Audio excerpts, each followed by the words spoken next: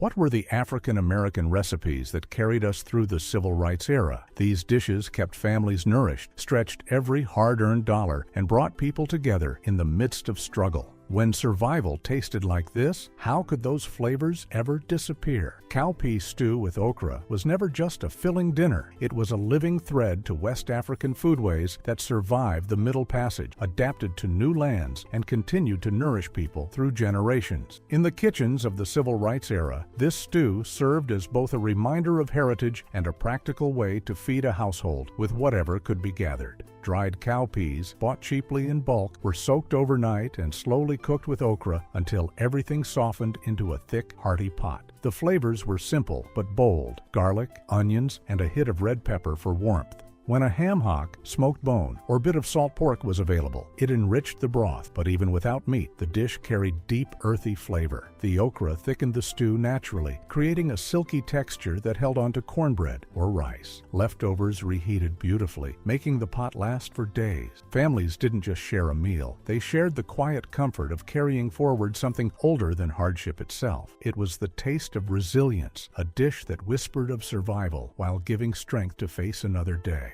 Crackling cornbread brought a spark of joy, even in the hardest stretches of life. It began as ordinary cornbread but was lifted into something unforgettable by folding in crisp bits of rendered pork skin that added smoky crunch to every bite. During the Civil Rights era, pork remained a reliable staple because every part of the animal could be used, turning scraps into sustenance. Cracklings were often leftovers from lard rendering, meaning they were nearly free for families already stretching each meal as far as possible. The batter, cornmeal, a little flour, buttermilk or sour milk, and eggs if the kitchen had them, baked into a golden loaf with tender crumb. Inside, pockets of salty cracklings burst with flavor. Paired with greens, beans, or stew, it could transform the simplest plate into something deeply satisfying. For many, crackling cornbread became the heart of the meal itself. The smell alone drifting from the oven was enough to bring neighbors into the kitchen, where talk of recipes blended naturally with conversations about justice, community, and hope. In lean times, this bread proved that creativity and flavor could endure. Stewed pig ears turned thrift into comfort.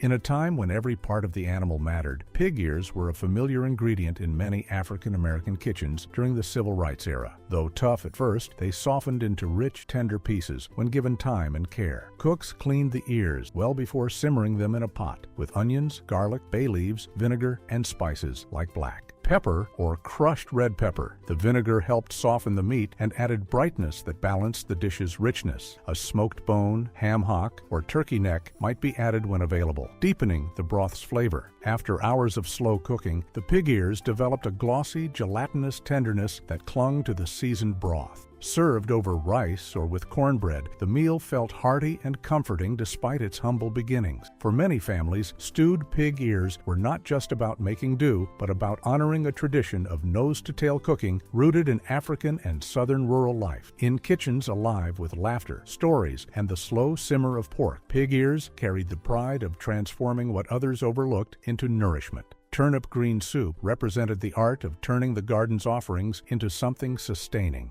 During the Civil Rights era, many families relied on backyard gardens, shared plots, and seasonal harvests to put food on the table. Turnip greens, nutritious, hearty, and flavorful, became a dependable base for a soup that could stretch across a day or more. The cooking began with a pot of simmering water or broth, into which chopped greens were added, along with onions, garlic, and sometimes diced turnips for extra body. A ham hock or a small piece of salt pork might be included for smoky richness, but the soup held its own even when made entirely with vegetables. As the greens cooked down, they transformed into a flavorful, comforting broth perfect for spooning over cornbread or serving with rice. Kept warm on the stove, the pot became an open invitation for anyone who walked through the door. In homes where every scrap counted, turnip green soup turned a simple harvest into a shared moment of nourishment. Its warmth sustained the body and soothed the spirit, reminding everyone gathered that even in uncertain times, community and resourcefulness could create a meal worth remembering. Sorghum molasses cookies were a treat that tasted like home, even when times were tough. Sorghum syrup, with its deep brown, thick consistency, was less expensive than refined sugar and had been a staple in African American kitchens for generations. During the Civil Rights era, it became a pantry essential, stretching far and wide, sweetening everything from biscuits to bread to, especially, cookies. The dough was simple: flour, baking soda, a mix of warm spices like cinnamon and ginger, a bit of fat such as lard or shortening, and just the right amount of sorghum to give the cookies a rich, earthy sweetness. Once baked, these cookies came out soft, chewy, and subtly spiced, leaving a lingering warmth on the tongue. They were easy to make in large batches, ideal for church gatherings, neighborhood meetings, or simply keeping on hand for children coming home from school. Sorghum cookies were perfect for traveling too. Wrapped in wax paper or tucked into lunch pails, they made the journey to marches or long days away from home. More than just a dessert, they were a taste of comfort during uncertain times, a reminder that even in the leanest kitchens, a little sweetness could bring joy and sustain both body and spirit. Chicken gizzard stew was a dish born out of patience and creativity. Gizzards, a tough and often overlooked part of the chicken, were inexpensive and rarely chosen by those who could afford pricier cuts. But in African American kitchens during the Civil Rights era, these humble pieces were transformed into something hearty and flavorful. The gizzards were cleaned and simmered slowly in a pot, with onions, celery, and carrots turning tender as they cooked. Sometimes a roux or flour slurry was added to thicken the broth into a rich gravy, and seasonings like garlic powder, thyme, and black pepper gave it depth. To make the meal stretch further, some cooks added potatoes, turning it into a complete dish. The slow simmering not only softened the gizzards, but infused the broth with a savory richness, making it perfect to spoon over rice or to soak up with cornbread. This dish filled the house with the smell of slow-cooked comfort, a scent so inviting it often made neighbors stop by for just a taste. In a time when every dollar had to be stretched, chicken gizzard stew proved that even the simplest, most overlooked ingredients could bring people together, creating a meal that was as comforting as it was filling. Sweet rice pudding with raisins was the kind of dessert that turned leftovers into something special. Leftover rice from supper was mixed with milk, a bit of sugar or sorghum, and a dash of cinnamon or nutmeg. If they could afford it, families added raisins to plump up during baking, creating little bursts of sweetness in every bite. Some cooks used evaporated milk to make it creamier, while others relied on whatever dairy they had on hand. The mixture was poured into a baking dish and slowly cooked, forming a gentle crust on top, while the inside remained soft and custard-like. Whether served warm or cold, sweet rice pudding was a comforting way to turn simple pantry staples into a treat that was just right after a long day. During the Civil Rights era, this pudding was often brought to church socials and community gatherings, where recipes were shared, adapted, and passed down. For many, the dish carried memories of grandmothers stirring it slowly on the stove while telling stories of resilience and survival. Sweet rice pudding was more than a way to use up leftovers. It was proof that with care and creativity, thrift could transform into something that nourished both the body and the soul. Black-eyed pea fritters were a golden, crispy reminder of African culinary traditions that had endured through generations. Known as kar in West Africa, these fritters made their way into African American kitchens, continuing a long-held food tradition. Dried black-eyed peas were soaked overnight, peeled, and then ground into a thick paste. This paste was seasoned with salt, onions, and sometimes a touch of hot pepper for heat. Spoonfuls of the mixture were dropped into hot oil and fried until puffed and golden brown. The result was a satisfying crunch on the outside with a tender, savory interior. These fritters could be enjoyed on their own with a drizzle of hot sauce or served alongside traditional dishes like greens and cornbread. During the Civil Rights era, they were an affordable and efficient way to feed large groups, especially at gatherings before or after community meetings. Black-eyed pea fritters were portable too, making them an ideal snack to carry during long days of organizing, protests, or marches. More than just a budget-friendly meal, these fritters carried a deep cultural significance, connecting the present to African foodways that had survived slavery and segregation. In a time when cultural pride was often expressed through quiet acts of resistance, frying up a batch of black-eyed pea fritters was both nourishment and a way to keep traditions alive. Pickled okra pods brought a bright, tangy crunch that complemented heavier dishes, offering both flavor and texture to the table. Fresh okra pods were packed into jars along with vinegar, garlic, dill, and a pinch of red pepper flakes for added heat. The jars were sealed and left to sit, allowing the brine to work its magic. This pickling process not only preserved the okra, but it also gave it a refreshing bite that could be enjoyed long after the growing season had passed. During the Civil Rights era, when store-bought pickles were often a luxury, home-pickled vegetables were a staple in many African-American households. Pickled okra was eaten straight from the jar as a snack, chopped into salads, or served as a side with fried fish and cornbread. The act of pickling was more than a practical way to preserve food. It was a communal activity. Families would gather to pickle together, exchanging jars and recipes, creating connections that went beyond the kitchen. In uncertain times, a jar of pickled okra in the pantry was a reminder that even when fresh produce was out of season, self-reliance and creativity could keep flavor alive. It was a small burst of brightness, a tangy bite that served as a reminder of the strength found in community. Molasses glazed carrots were a perfect example of how a humble garden harvest could be transformed into something extraordinary. Carrots, peeled and sliced, were simmered until just tender and then coated in a glossy glaze made from molasses, butter, and a pinch of salt. The molasses lent the dish a rich, smoky sweetness that was far deeper than what plain sugar could provide. It was a simple yet elegant way to dress up an everyday vegetable, turning it into a dish worthy of the Sunday dinner table. During the Civil Rights era, molasses-glazed carrots were especially valued because they could be made with ingredients readily available in the pantry or from the garden. Molasses, an inexpensive sweetener, had a long shelf life, while carrots, often grown in backyard gardens or received from neighbors, were plentiful year-round. The dish was frequently paired with roasted meats, stews, or beans, where its sweet flavor balanced out the savory elements of the meal. Families would often prepare extra, knowing it would reheat beautifully for another meal. In kitchens where nothing was wasted, molasses-glazed carrots were a perfect example of how a little extra care in seasoning and presentation could elevate even the simplest produce into something truly memorable. Stewed tomatoes with rice and bacon was a simple yet satisfying dish that transformed fresh garden produce into a filling, smoky, and sweet meal. Ripe tomatoes were peeled and simmered slowly until they broke down into a rich, chunky sauce full of deep flavor. Strips of bacon were fried until crispy, adding both saltiness and depth, while the rendered bacon fat infused the tomatoes with a savory richness. The stewed tomatoes were then poured generously over hot rice, creating a hearty one-bowl meal that stretched ingredients without sacrificing flavor.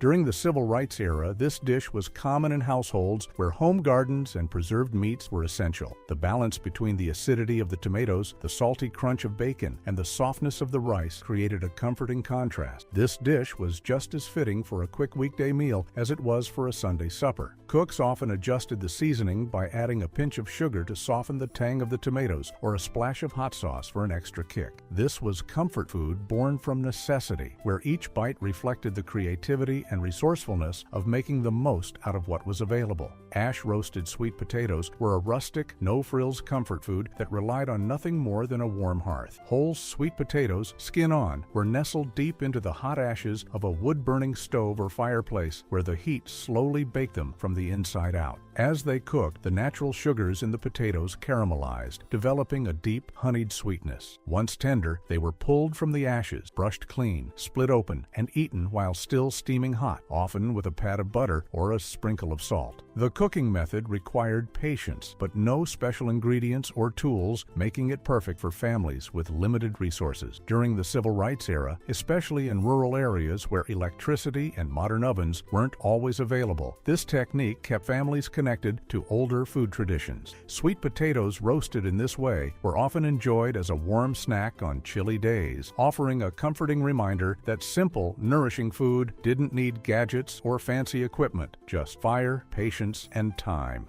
Beaten biscuits with country ham were a true labor of love, requiring time, effort, and a bit of tradition. The biscuit dough was made with flour, lard, and water, and then pounded, sometimes for hundreds of strokes, with a rolling pin or mallet until perfectly smooth. This rigorous beating gave the biscuits their dense, cracker-like texture, making them a staple in southern kitchens. Once baked, the biscuits were split open and filled with thin slices of salty, cured country ham, creating a delicious contrast between the savory meat and the plain, flaky biscuit. These sandwiches were a favorite at church gatherings, community meetings, and as packed lunches, as they traveled well and didn't spoil easily. During the Civil Rights era, ham was often sliced paper thin to make it stretch further, especially when feeding large families or guests. The preparation of beaten biscuits often became a family affair, with everyone taking turns at the pounding, turning it into a tradition that brought families together. The result was a humble yet memorable bite that carried the flavors of Southern kitchens and the persistence of those who kept these cooking methods alive.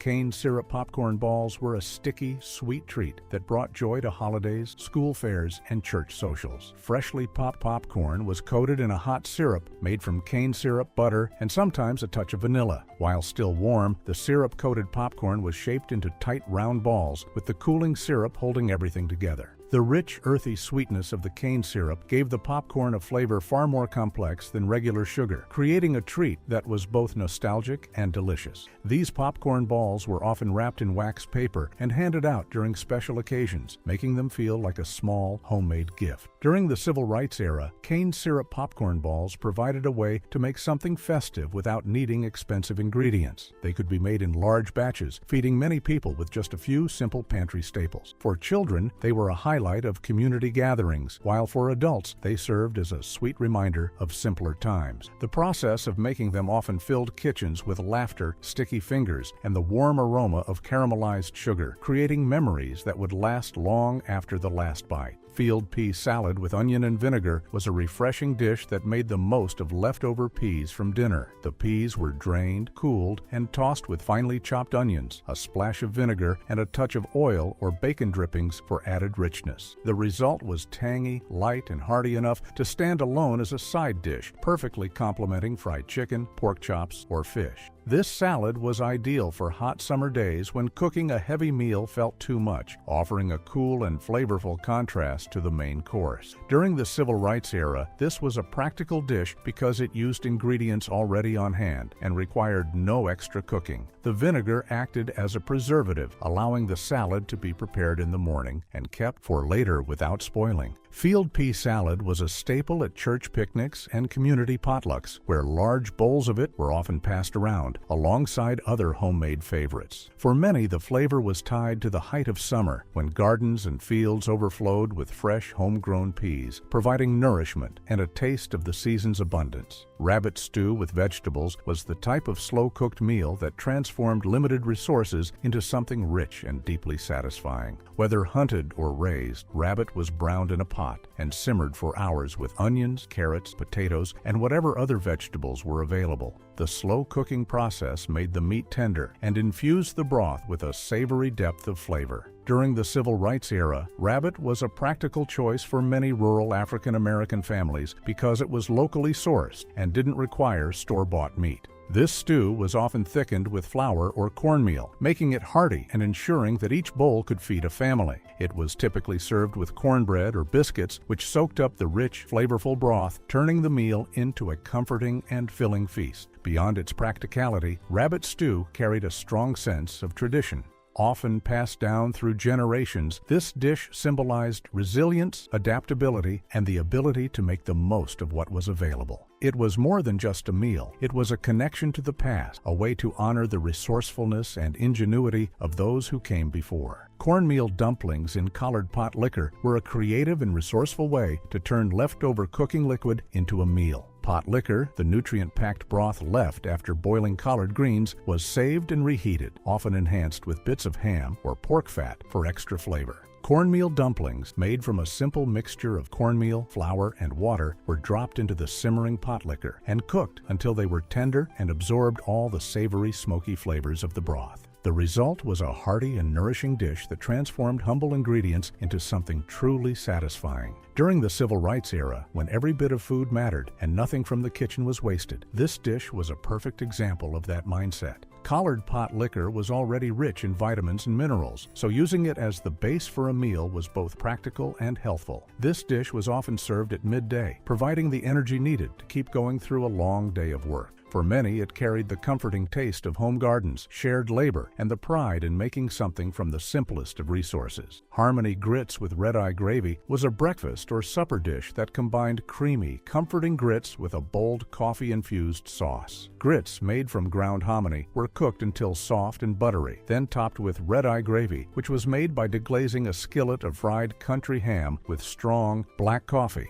The result was a savory, slightly bitter sauce that cut through the richness of the grits, creating a harmonious balance of flavors. During the Civil Rights era, this dish was valued for its ability to be made from inexpensive pantry staples while still feeling indulgent. Grits provided warmth and sustenance, while the red-eye gravy made use of every bit of flavor from the ham, turning even the simplest ingredients into a satisfying meal. Red-eye gravy was especially popular in rural areas where coffee was a morning staple and nothing from a meal went to waste. The pairing of smooth, creamy grits and bold, savory gravy was a deeply satisfying combination, making it a favorite in both home kitchen and small-town diners, where it was enjoyed by many as a filling and comforting start to the day or a satisfying supper. Boiled saltfish with onions was a practical yet flavorful way to prepare preserved seafood, a dish that carried both necessity and tradition. Salt-cured fish was soaked overnight to draw out the excess salt, then boiled until it became tender and easy to flake. Onions, often sliced thin, were added directly to the pot or sautéed in oil or pork fat, then spooned over the fish to enhance its savory richness. During the Civil Rights era, saltfish was a reliable protein source that didn't require refrigeration, making it an essential part of many households, especially those without modern appliances. This dish was often served with boiled potatoes, cornbread, or rice to round it out, creating a meal that was both filling and affordable. The strong, briny flavor of the fish was familiar to many, especially those who had grown up eating it. Boiled saltfish was more than just a meal. It was a link to older traditions, passed down through generations, and a reminder of the resourcefulness and creativity that shaped meals during tough times. Pumpkin and sweet potato mash was a rich and creamy side dish that celebrated the flavors of the fall harvest. Fresh pumpkin and sweet potatoes were peeled, boiled, and mashed together until smooth, then seasoned with warming spices like cinnamon and nutmeg, along with a touch of sweetener, often molasses or sorghum.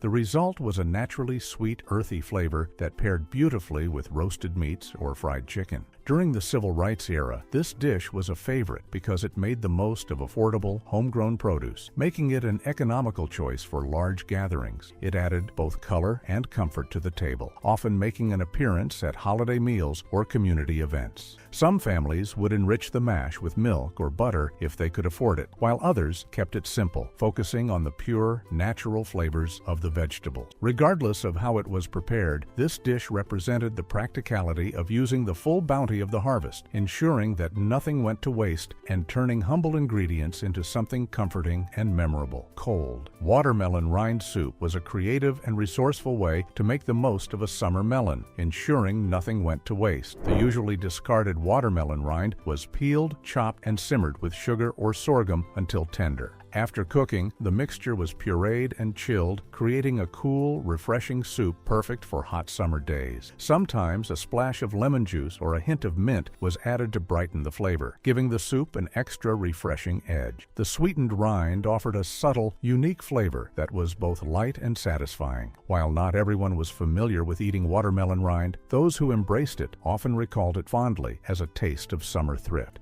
In communities where resourcefulness was key and every part of the harvest mattered, this dish was a testament to creativity and the ability to turn what would otherwise be discarded into something nourishing. Served in small bowls, it provided a gentle sweetness to end a meal, a reminder that with a little ingenuity, even the most overlooked parts of food could become something worthwhile. Oyster and cornbread stuffing was a treasured dish, especially during the holidays, when oysters were still affordable and accessible in coastal areas or through local fishmongers. Crumbled cornbread was mixed with sautéed onions, celery, and seasoning, then combined with briny oysters and their liquor, creating a stuffing that was both savory and rich. The mixture was baked until golden and fragrant, producing a dish that balanced the sweetness of the cornbread with the deep oceanic flavor of the oysters. Although oysters may seem like a luxury luxury today, they were once a common ingredient in Southern kitchens, even for families on modest budgets. During the Civil Rights era, oyster stuffing often appeared on the table for Christmas or Sunday dinners, bringing a sense of occasion and a touch of indulgence to special gatherings. The recipe was passed down through generations, cherished not only for its flavor, but for the memories it carried. Over time, as oyster prices rose, this dish became a rare treat rather than a seasonal staple, serving as a reminder of the joy that special meals and shared traditions brought to the table. Vegetable chow, or chow relish, brought color and zest to meals, especially during the colder months when fresh produce was scarce. This tangy condiment was made by chopping up garden vegetables like green tomatoes, cabbage, peppers, and onions, then cooking them slowly in vinegar with mustard seeds, celery seeds, and sugar until everything softened into a flavorful, sweet and sour relish. The result was a burst of flavor that could be spooned over simple dishes like beans, greens, or cornbread, adding a vibrant kick. Families often made large batches of chow chow in late summer, canning it to last through the winter months when fresh vegetables were harder to come by. It wasn't just about flavor, it was about extending the harvest and ensuring that something bright and fresh could still be enjoyed no matter the season.